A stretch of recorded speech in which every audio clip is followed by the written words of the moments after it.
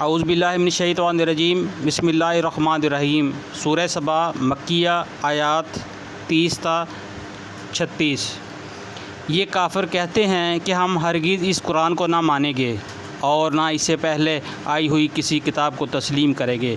کاش تم دیکھو ان کا حال اس وقت جب یہ ظالم اپنے رب کے حضور کھڑے ہوں گے۔ اس وقت یہ ایک دوسرے پر الزام دھریں گے۔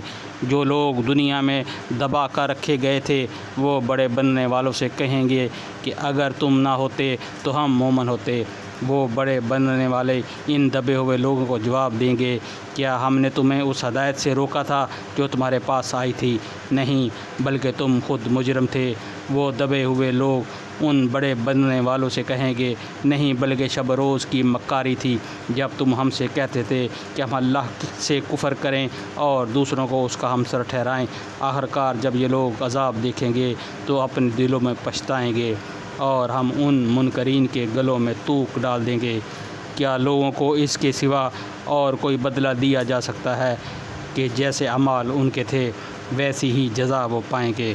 کبھی ایسا نہیں ہوا کہ ہم نے کسی بستی کو ایک خبردار کرنے والا بھیجا ہو اور اس بستی کے کھاتے پیتے لوگوں نے یہ نہ کہا ہو کہ جو پیغام تم لے کر آئے ہو اس کو ہم نہیں مانتے۔